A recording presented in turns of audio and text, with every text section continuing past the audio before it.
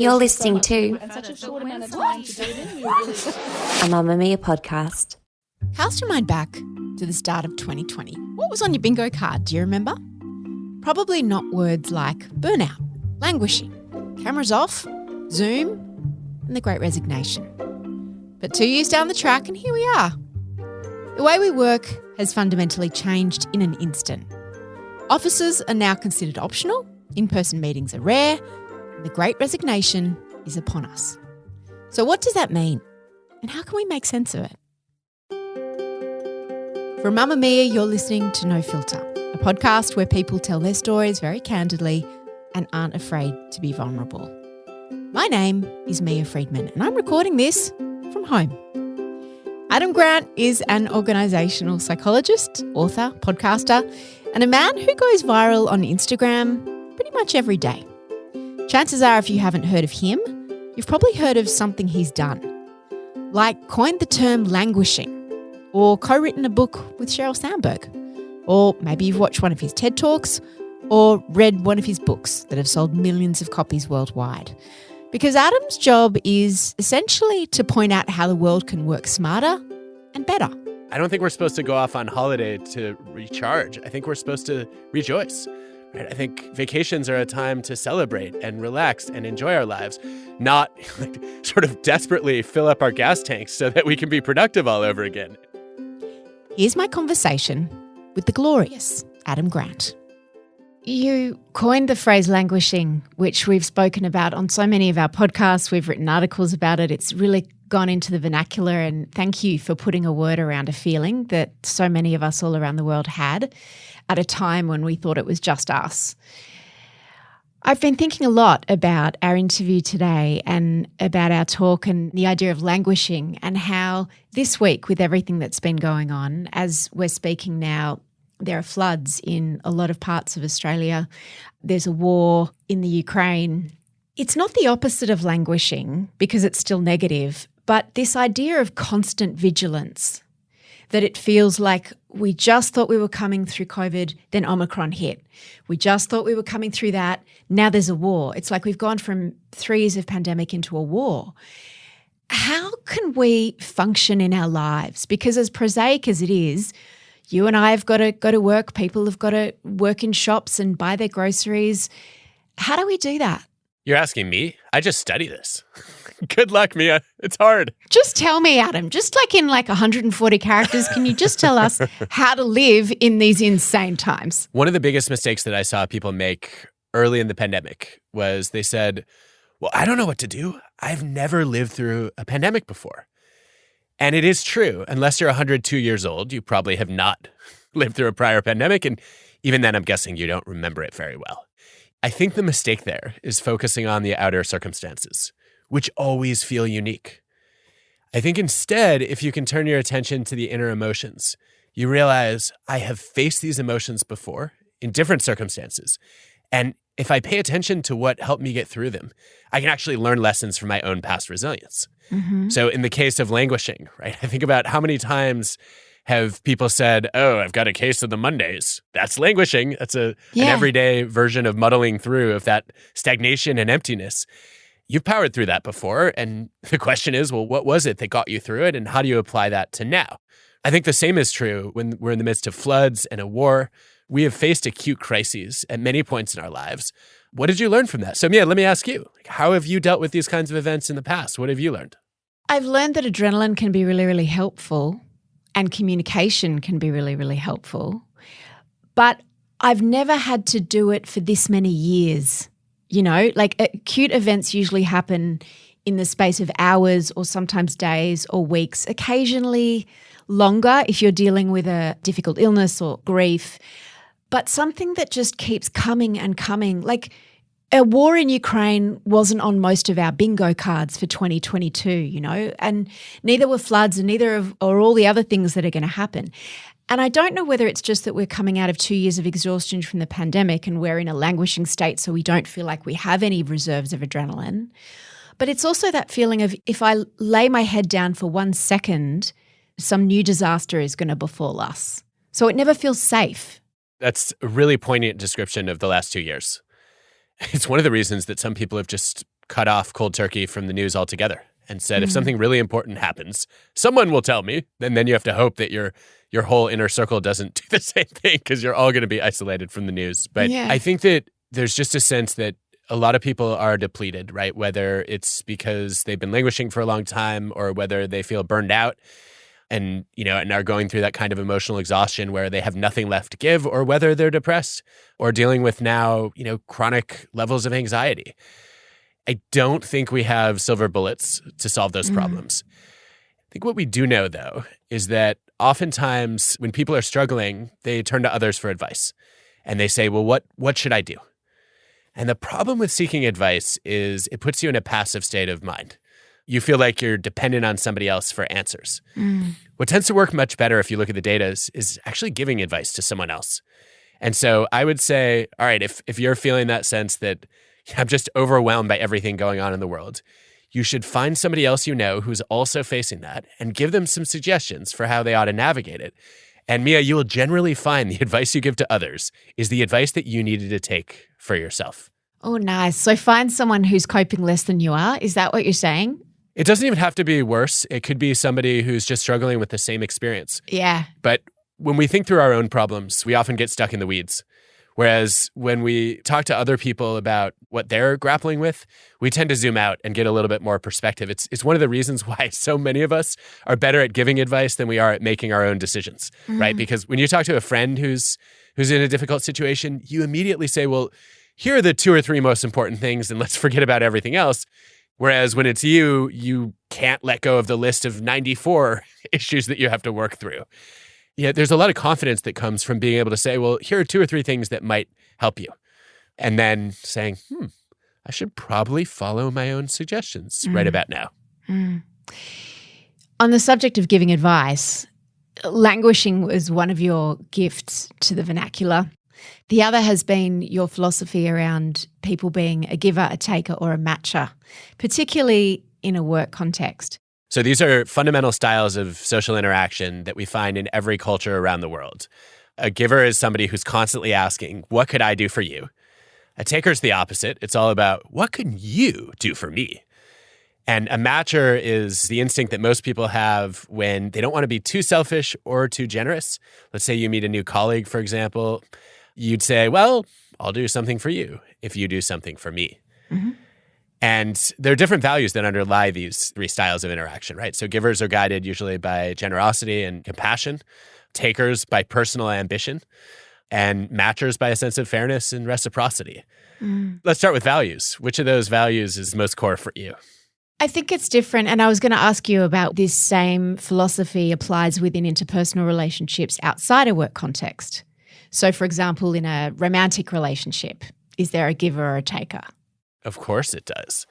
This is one of my favorite things about being a psychologist is we find that everything I've studied in a work domain has sort of a cousin in home life. And so when you think about romantic relationships, one of my definitions of a toxic relationship is when you do all the giving and the other person is only taking. Right? That at some point becomes out of balance to the point that you almost have to shift into matcher mode and say, look, I feel like I'm being taken advantage of in this situation because I'm the one who's carrying all of the heavy lifting here and you don't contribute anything back. And a healthy relationship is one not where the 2 people are matching, but where they're both givers, right? They're both happy to help unconditionally, but they're both stepping up and contributing. When you studied this in workplaces, you found something interesting. One would assume from what you've just said that the takers would have the best results because they're grabbing all the precious resources. But that's not what you found.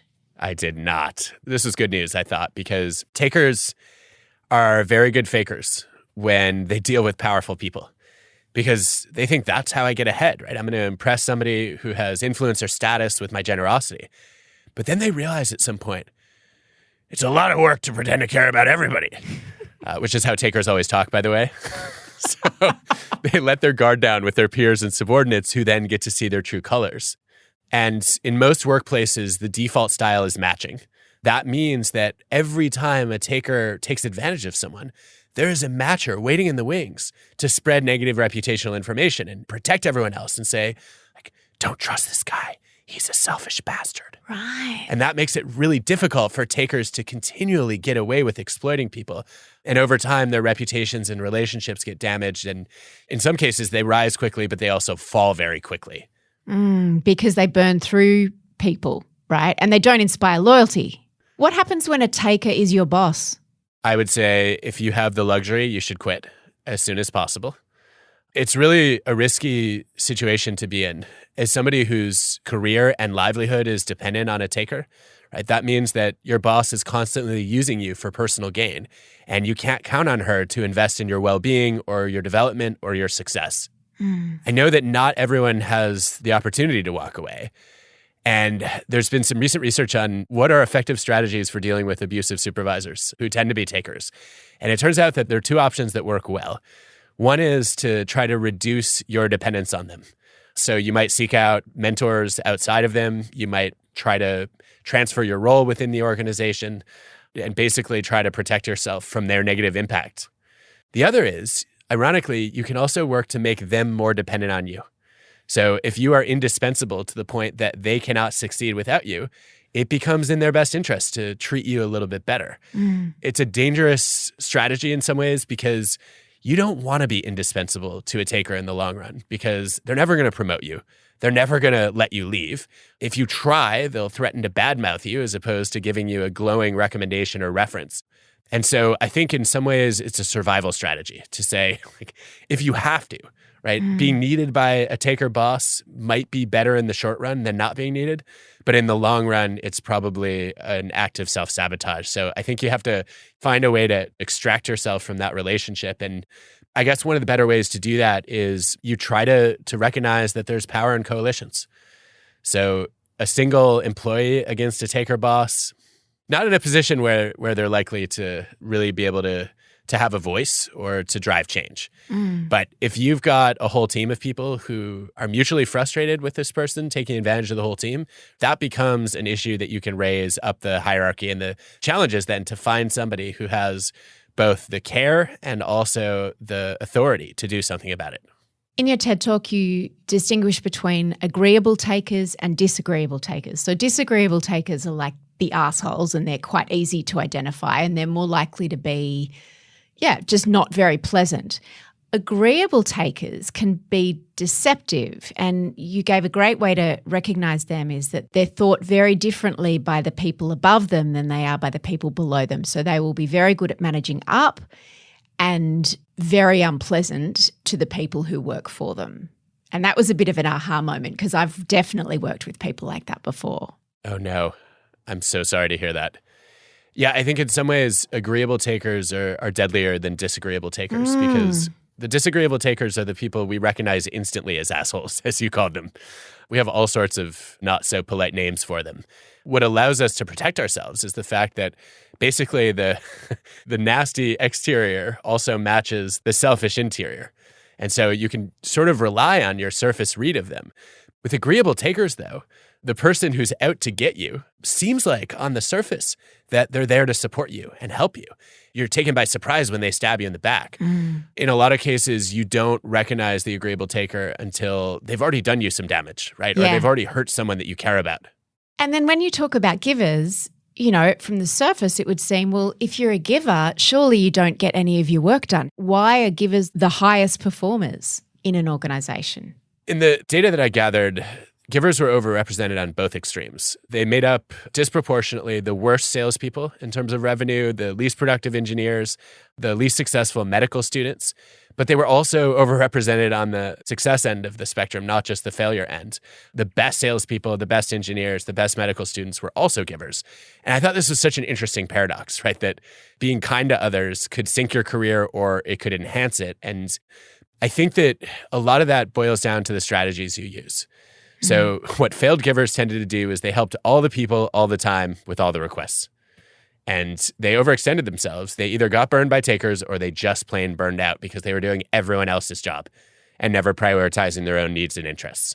This will not surprise you, Mia, but that tendency to be a selfless giver was more common among women than men.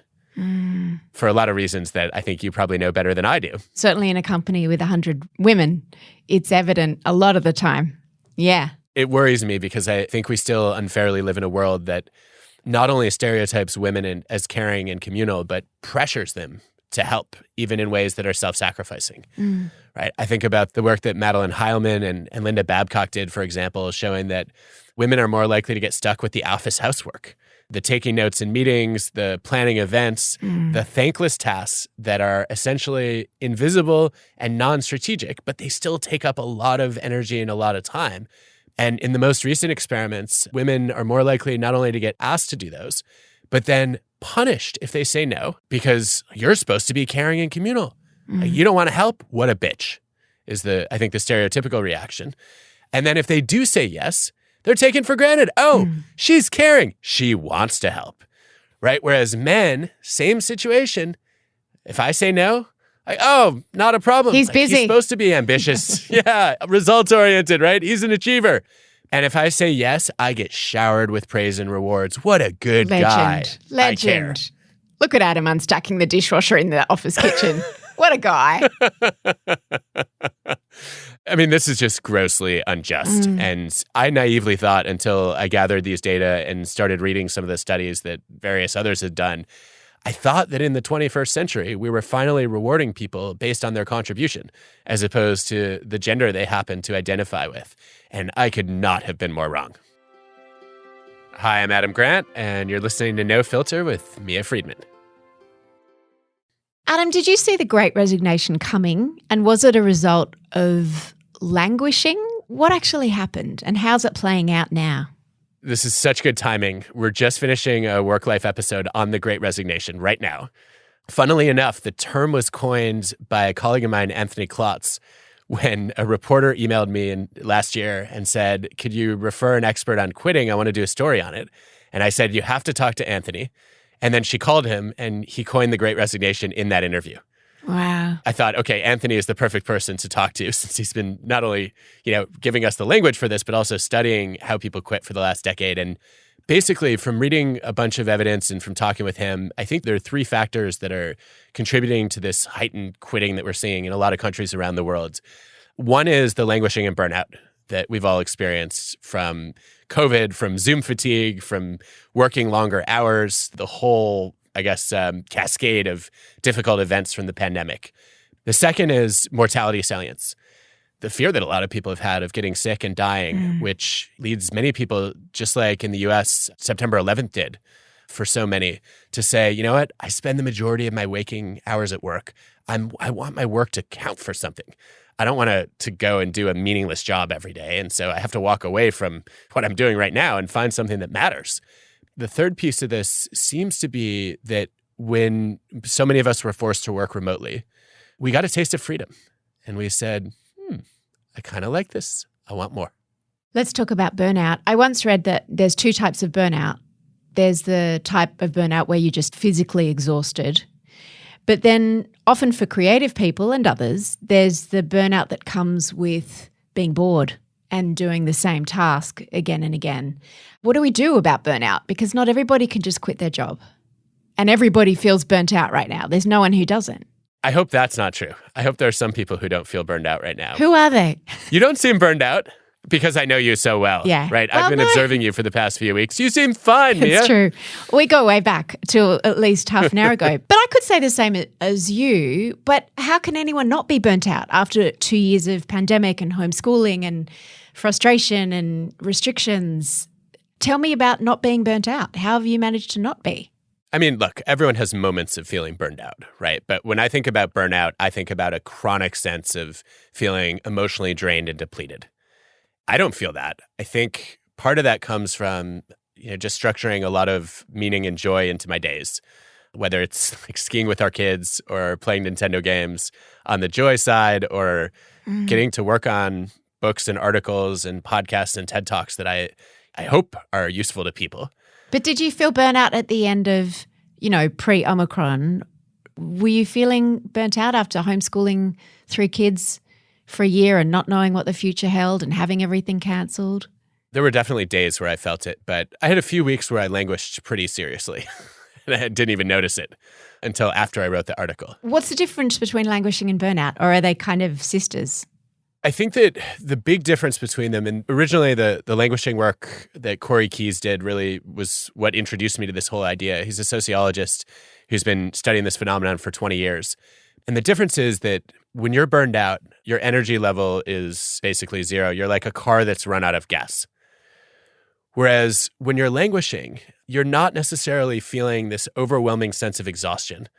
You're just feeling like you're not at peak functioning. So you feel maybe a little bit joyless, a little bit aimless. You don't get the same excitement or purpose that you used to from the things that I guess would motivate you in the past. And so you can think about languishing more as the absence of well-being than as the presence of exhaustion. In your viral article, the headline was Languishing, the neglected middle child of mental health. It's that sense of ennui, isn't it? That kind of blur. Meh. Exactly. Meh. But burnout, there's a degree of despair in burnout. It's interesting because you said, am I burnout? No, I'm not burnout at all. I feel like I probably was at the end of last year, but I recharged over the break and I've come into this year full of energy. But then with everything happening in the world, it's not languishing, it's not burnout. I guess it's overwhelm.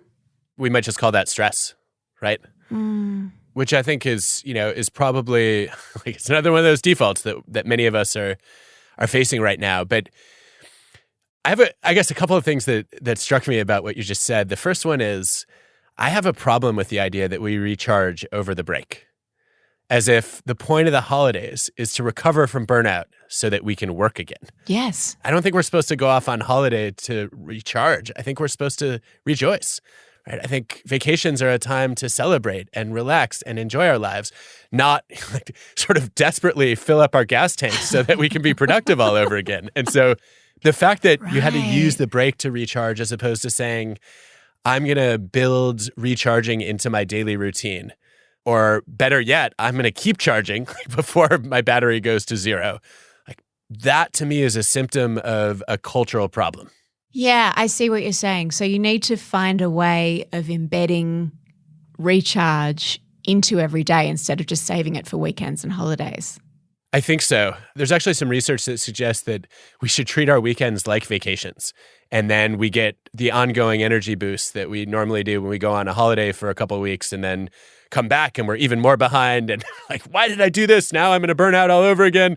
And that even just the having 2 days a week routine of recharging is better than just doing it on occasional holidays. But I think to your point, that's not enough, right? This has to be built into our work days, not just our recovery time.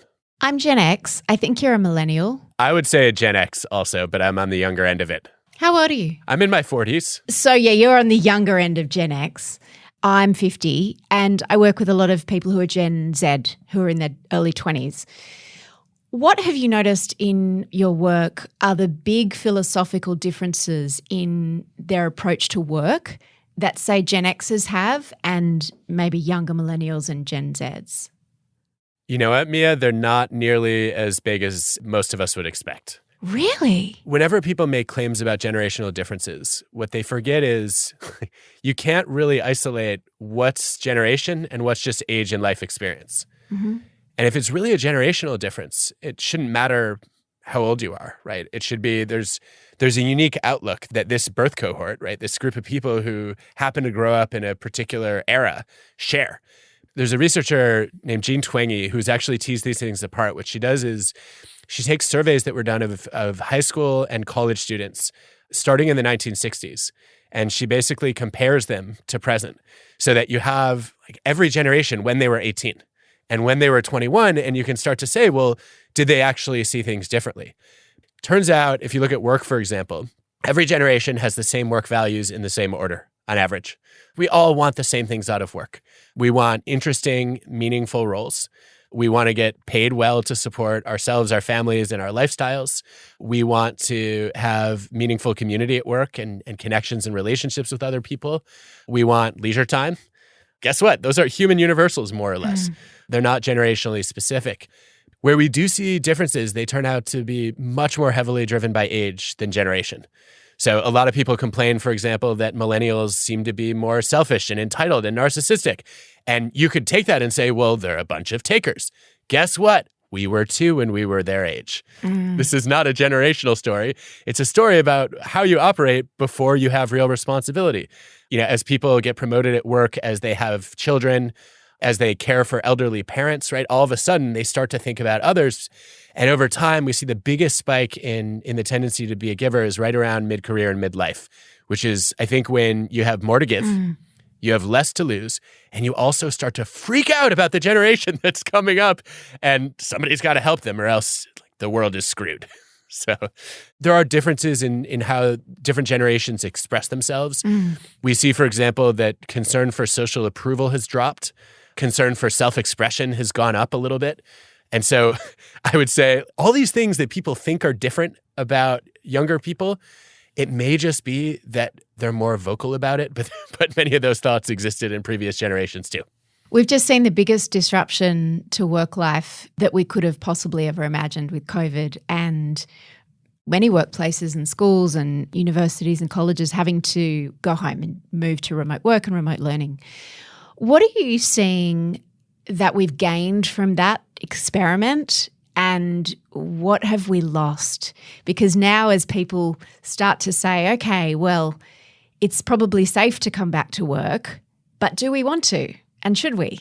Let me actually start by saying we have learned more about remote work in the past 2 years than we did in all of human history before.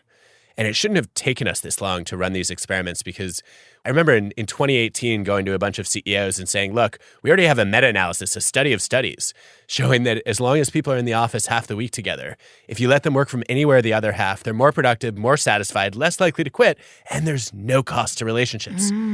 But a lot of leaders did not want to open Pandora's box. And obviously, once we were forced to do that, I think what we learned is there is very rigorous evidence now that when people work from home, they are more motivated, more productive, and more likely to stay. And some of that comes from the fact that when you give people autonomy, when you show them trust, they tend to respond with loyalty. That's a basic matching instinct, right? Is like, you treated me well, I'm going to reciprocate. We know, interestingly enough, that when people work remotely, they take fewer breaks and shorter breaks.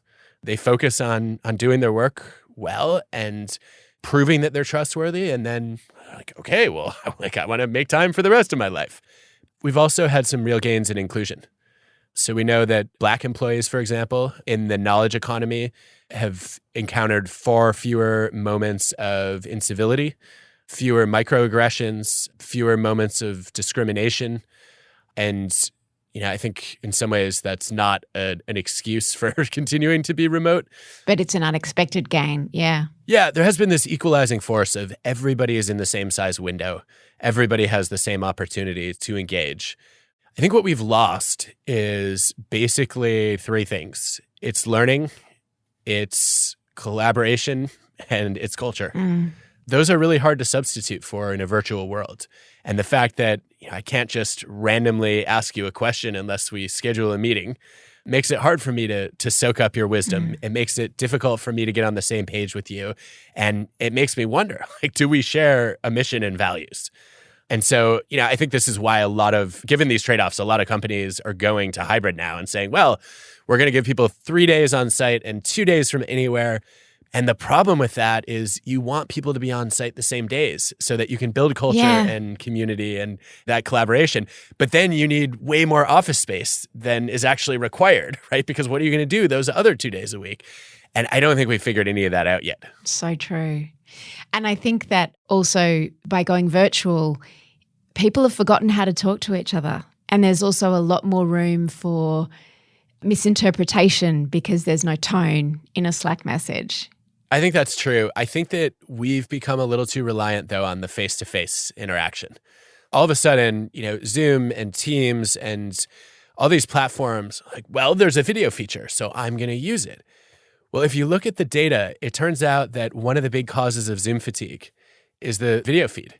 Some of us have made the mistake for too long of working in a room full of mirrors, essentially, which you would never do in the physical world. Yeah. You would never walk into a conference room that's mirror wall to wall and say, I'm just going to hang out here for the next 8 hours and expect to be very productive, right? That's so true. We've done that in the virtual world. And so turning off the self-view is a big step.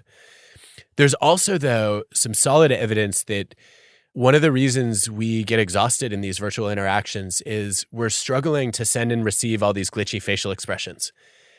And I love this experiment showing that if people were randomly assigned to just go cameras off for a couple of weeks, their exhaustion went down, their engagement went up.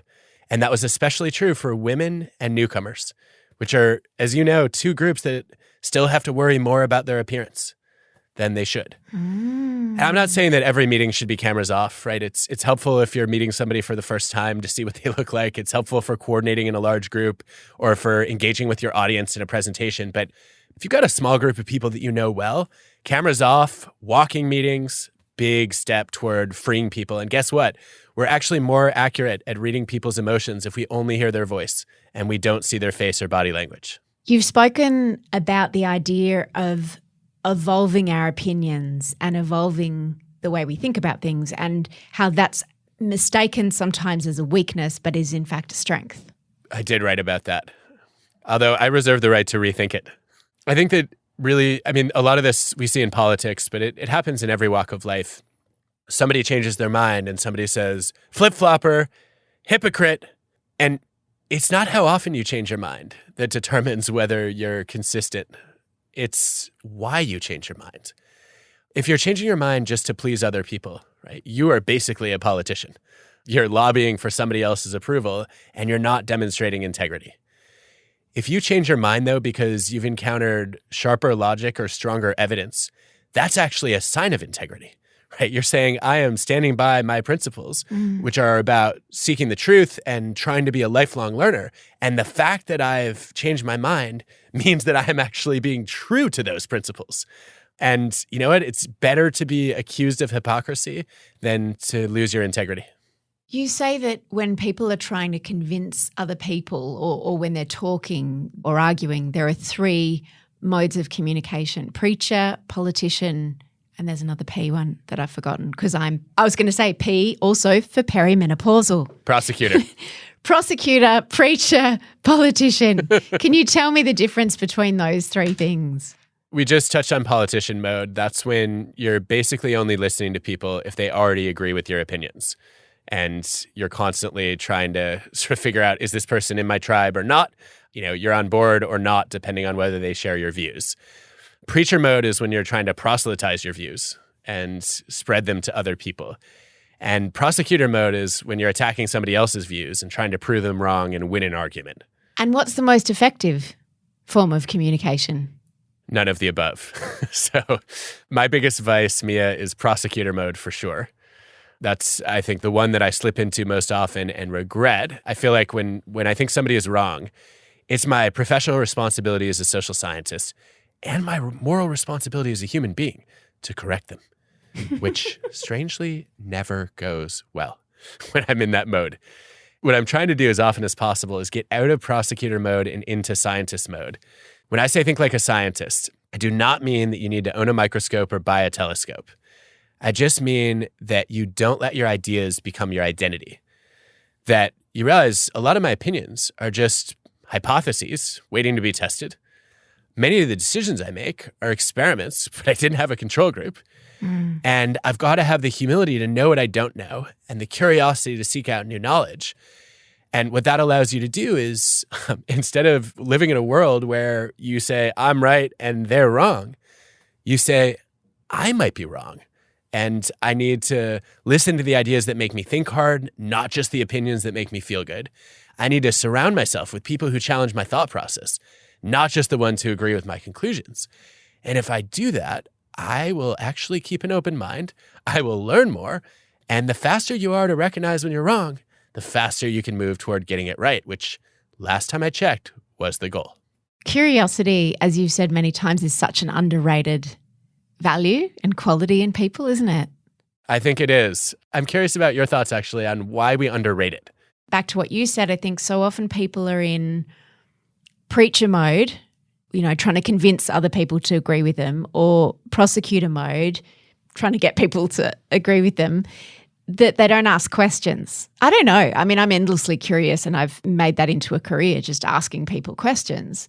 But a lot of people, I think, feel threatened at the idea of evolving their view or learning new things. I think that they think, I'm finished learning now. I know what I think. What a sad way to live, though. Like, last time I checked, you don't grow by affirming what you already believe. You grow by evolving what you believe. But then how does this polarized media landscape that we all live in, whether it's our social media or our mainstream media, there's no curiosity in that, is there? It's just about affirming what we already believe. It's such a mess, and it's become a chicken and the egg problem, because I was actually fascinated by this research that came out a couple of months ago, which showed that people think, well, everyone is nastier and more polarized online because we can't see each other and there's no real human connection. And so we're missing the respect and the empathy that we would normally have face to face. Turns out there's actually a much more interesting story at play, which is the reason that we see so much trolling online is that trolls are drawn to online forums and it's much more visible. Many more people can see your asshole behavior online. Whereas, if somebody's a jerk in person, right, it might only affect 2 or 3 people. It gets amplified over the internet. And if you are a troll, it's a deliberate strategy, right? You use aggression to get attention, and then people feed you as a troll, and it seems like a reward. And so you keep doing it, and then you draw even more trolls into the conversation. And suddenly we end up in a world where it might be 5 or 10% of the population with extreme views who are purposely attacking other people. Amanda Ripley actually calls them conflict entrepreneurs, which I thought was a brilliant term. They are in the business of actually trying to spread and scale conflicts. It grows their brand and it builds them an audience and it helps them defend their ideology, in their own minds at least. Meanwhile, though, the other 95% of us want nothing to do with that. And so we don't speak. And then people run into a problem that psychologists call pluralistic ignorance, which is where I think I'm the only one who has moderate and reasonable and open-minded views because nobody's expressing them. Because everything's so polarized. I think that we're very back to your original question. I think that people feel very threatened at the idea of evolving their view. I think it feels comfortable I believe what I believe and I've always believed this and it is true. And the idea of changing that, especially if that's their identity, I don't know, so many people seem to hold their identity around their beliefs as opposed to beliefs being a sort of something that can grow and change as you learn more. I think so too. And I think the question that I always get excited about here is, well, what else could you base your identity on if not your opinions and beliefs? And I guess my favorite alternative is to say your identity is your values. Not what you think is true, but what you think is important. That's an important distinction. Say that again. I think your identity should be about what you believe is important, not what you believe is true. In other words, it should be anchored in your values, not your opinions.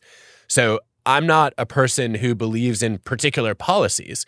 I'm a person who's looking for the best way to lead a generous and curious life. I'm open about the most effective paths to pursue those values, right? And the way that I guess I've landed for thinking about that is to say, all right, let's just think about going to the doctor for a second. If we could go back to the 1950s, the doctor who based identity on opinions would basically be a professional lobotomist, would say, look, if you have anxiety, we need to remove your frontal lobe. And that's who I am. I am a frontal lobe remover. I would not personally want to see that physician, right? I would want to see the doctor who says, I am somebody who protects human health. And I'm going to follow the best evidence about what treatments and procedures are good for people. That's the doctor, of course, who's going to learn more, who's ultimately going to promote safety and health more effectively. And of course, it sounds ridiculous, right? You would say, oh, I would never become a professional lobotomist. Of course, in the realm of medicine, I would want to know what is first going to do no harm, following the Hippocratic Oath. The problem is that in the rest of our lives, we do not operate this way. That is not the end of my conversation with Adam. In fact, I could have spoken to him for many, many days. I loved this conversation. I learnt so much. I had so many aha moments. And if you want to hear the rest, we have dropped it for Mamamia subscribers. Here's a little taste. Narcissists, Machiavellians, and psychopaths are aware that claiming to be people of generosity or integrity will raise some eyebrows. They're probably not going to get away with it. And so, attaching myself to this victim identity is a different strategy that's harder for other people to question. Follow the link in the show notes to listen. You can find Adam's books and his own podcast in the show notes as well. Our producer is Gia Moylan. The executive producer is Eliza Ratliff, and I'm Mia Friedman. Just by listening to this podcast, you have helped send 350 girls to school today. To help us educate more girls in disadvantaged communities all over the world, that is what we do here at Mamamia, you can become a paid subscriber by following the link in the episode description for unlimited access to all the best content for women, including some special bonus episodes of No Filter. Mamamia acknowledges the traditional owners of the land we have recorded this podcast on, the Gadigal people of the Eora Nation. We pay our respects to their elders, past and present, and extend that respect to all Aboriginal and Torres Strait Islander cultures. Nobody speaks to me like Mamamia.